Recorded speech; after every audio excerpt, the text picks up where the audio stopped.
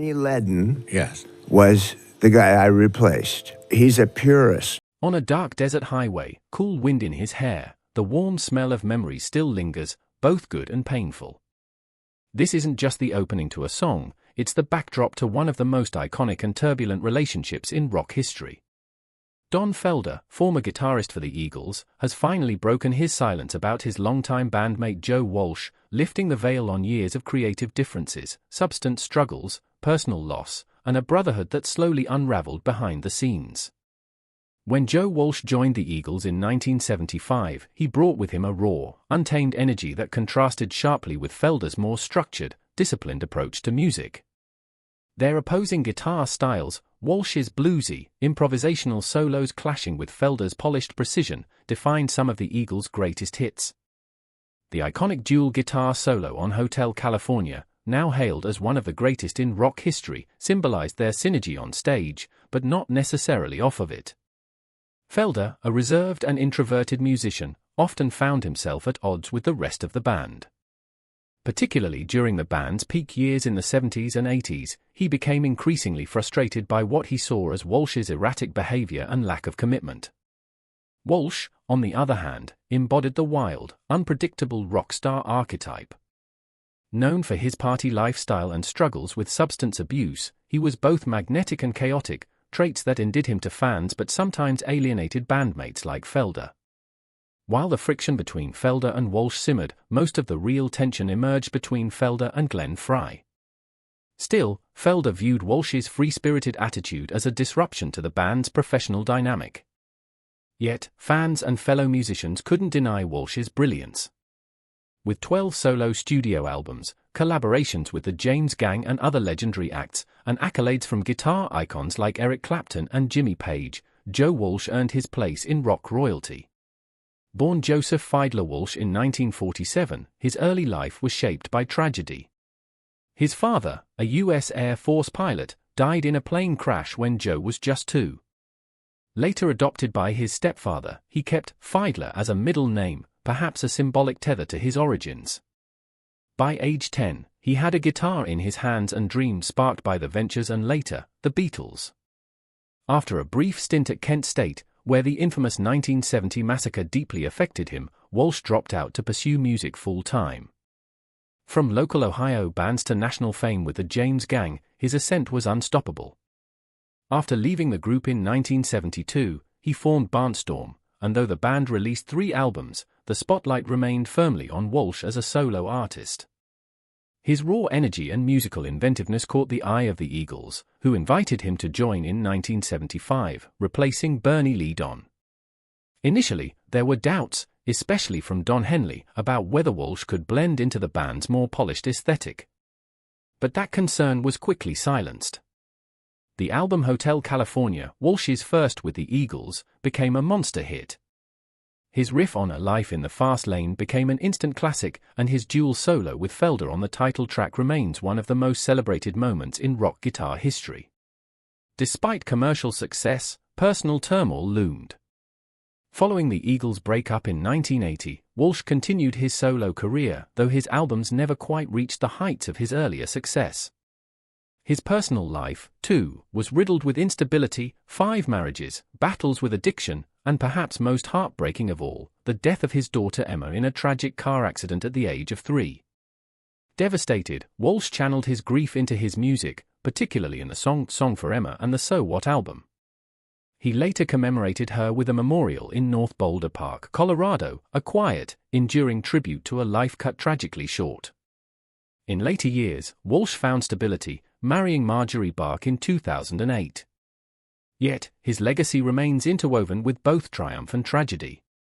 As the Eagles soared to fame, their internal struggles, especially between Felder and Walsh, mirrored the tension beneath the music, brilliant, complicated, and unforgettable. In the shadow of greatness, Joe Walsh, Don Felder, and the turmoil behind the Eagles' golden era. Sometimes, salvation comes in the form of letting go. For rock legend Joe Walsh, that moment came not on a stage or in a recording booth, but in a quiet, painful conversation about love and survival. He had been in a passionate, tumultuous relationship with Stevie Nicks, another giant in the music world. but their love was tangled in addiction. Their connection, though deep, was drowning in substance use. Walsh confided in Nick's close friend and fellow musician, Sharon Solani, saying he feared one of them would die and the other wouldn't be able to save them. The only way to survive, he believed, was to walk away. And so he did. This was just one chapter in a life marked by both creative brilliance and personal tragedy. Joe Walsh's struggles with addiction weren't confined to his relationships. He has spoken openly about his long battle with alcohol and drugs, a war he fought for decades. These struggles were compounded by mental health challenges, including ADHD, OCD, and Asperger's syndrome. In 1994, he reached his breaking point. After waking up on a plane to Paris, unable to remember boarding, with his passport in hand and his mind blank, he realized something had to change. That moment became his rock bottom and also the beginning of his recovery. Walsh has been sober since 1993, and he credits that terrifying episode with saving his life. But addiction was only one piece of the puzzle. Professionally, Walsh was navigating one of the most volatile bands in rock history. When he joined the Eagles in 1975, he brought with him a wilder, bluesier style, raw, impulsive, and full of fire. He replaced Bernie Leadon and instantly became a major force in reshaping the band's musical direction. At the same time, Don Felder, who had joined the Eagles a year earlier, was already an established presence in the group. Felder's playing was crisp, methodical, and highly technical. His style was the perfect foil to Walsh's freewheeling approach. Together, they created a sonic blend that became the backbone of the Eagles' greatest songs. Their most famous collaboration, the dual guitar solo on Hotel California, remains one of the most revered guitar performances in rock music. In 1998, readers of Guitarist magazine named it the greatest guitar solo of all time. Guitar World ranked it 8th among the top 100. The interplay between Felder and Walsh was seamless, an elegant dance of lead and rhythm, tension and release, chaos and control. According to Felder, their guitar relationship followed an unspoken rule: you know when to push forward, when to fall back. One climbs, the other descends. You can't teach that, it's a feel. He described their playing as almost telepathic, the result of mutual sensitivity and years of intuitive musicianship.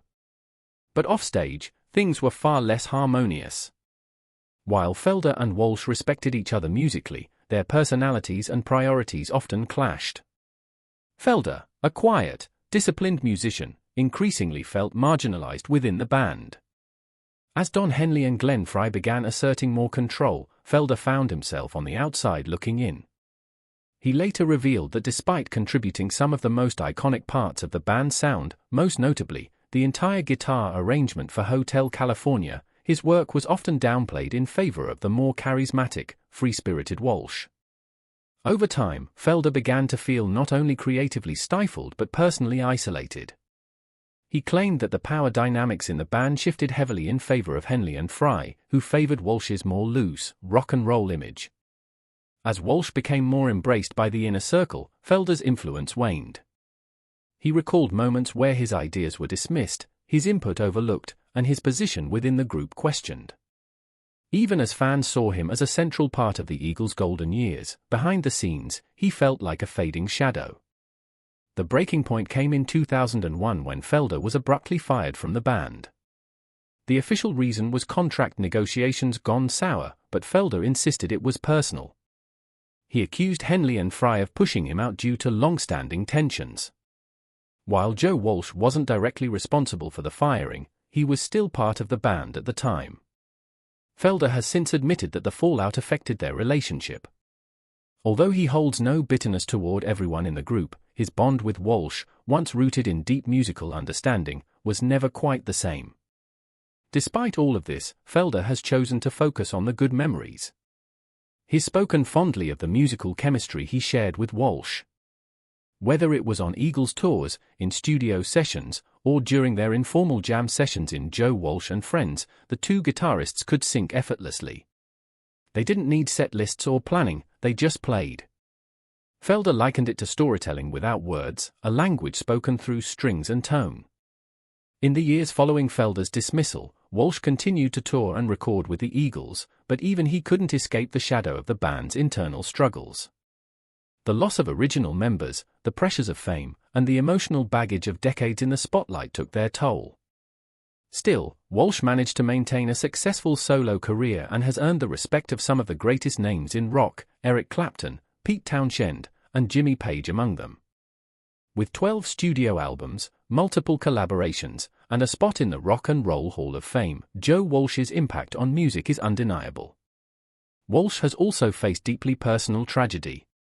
In 1974, his young daughter, Emma, was killed in a car accident at just 3 years old. He memorialized her with the heartbreaking song Song for Emma and built a fountain and plaque in her honor in North Boulder Park, Colorado. Her loss, he once said, made everything else seem meaningless for a time.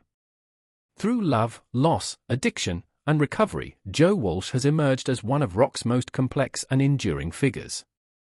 His partnership with Don Felder, equal parts brilliance and tension, was central to the Eagles' legacy.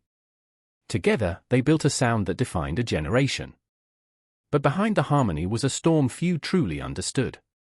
And perhaps that's the price of greatness. When the lights go down and the music fades, what's left is the silence between notes and the memory of a sound that could never be played the same way again. When the strings broke, Don Felder, Joe Walsh, and the unraveling brotherhood behind the Eagles. It wasn't just about the music. For Don Felder, his firing from the Eagles felt like betrayal. What hurt even more than being dismissed from one of the greatest rock bands in history was who remained, and who didn't speak up. Joe Walsh, Felder's longtime bandmate and one-time musical soulmate, didn't leave the band when Felder was ousted. And while Walsh wasn't the one who pulled the trigger, his silence felt loud. In Felder's eyes, Walsh had chosen a side, the side of Don Henley and Glenn Frey. That decision, whether strategic, submissive, or simply inevitable, cut deep. The nature of Felder's departure had everything to do with internal politics, business power plays, and artistic control. Felder believed Walsh's continued presence in the band, and his close relationship with Henley and Frey, made it seem like he had aligned himself with the very people Felder believed orchestrated his removal. Afterward, Felder said the friendship was never the same. Once bound by music and mutual respect, the two guitarists grew distant. Felder later revealed that his relationship with Walsh, already strained, became cold after his firing. He had once seen Walsh as a creative partner, someone who could effortlessly match his technical playing with raw passion. But behind the scenes, Walsh's free-spirited attitude and willingness to go along to get along stood in sharp contrast to Felder's resistance to the power structure in the band. And when push came to shove, Walsh stayed quiet. Still, Walsh took a far different approach publicly. While Felder voiced his frustrations and detailed the tensions in interviews and in his memoir Heaven and Hell, My Life in the Eagles, Walsh kept his distance from the controversy. He downplayed the drama, choosing to focus on the music and avoid confrontation. Felder, on the other hand, felt there was something tragic in that, in the way Walsh seemed more comfortable keeping the peace than standing up against what Felder saw as the band's unjust hierarchy. Yet, Felder has never denied the magic he and Walsh once created. The chemistry between them, especially during the Eagles' golden years, was undeniable. It was never about competition. They were like dance partners, each knowing when to lead and when to fall back.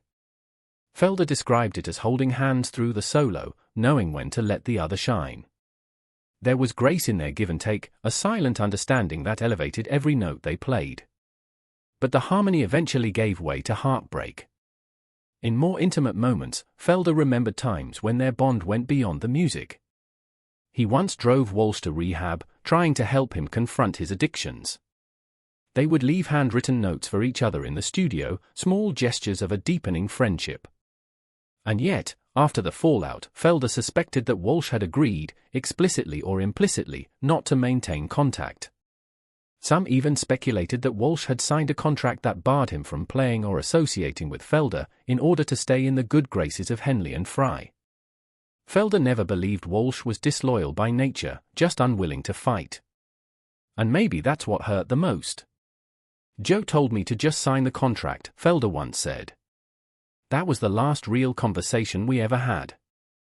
The contract in question was tied to the band's reunion and business structure, something Felder wasn't willing to accept without equal recognition and pay. Walsh, however, went along with it. He was, as Felder painfully put it, content being just a hired hand. Felder was not. The band, Felder believed, had always been run by Henley and Fry. Everything, the money, the power, the decision-making, was in their hands. Felder had been in the Eagles since their third album, yet when the band reunited for Hell Freezes Over in 1994, he found himself still treated as an outsider. When he questioned the financial split, it all came crashing down. He was fired. He sued for wrongful termination. The lawsuit was settled out of court. But the damage was lasting. In interviews, Felder said plainly, everything was about Don and Glenn. They controlled the band.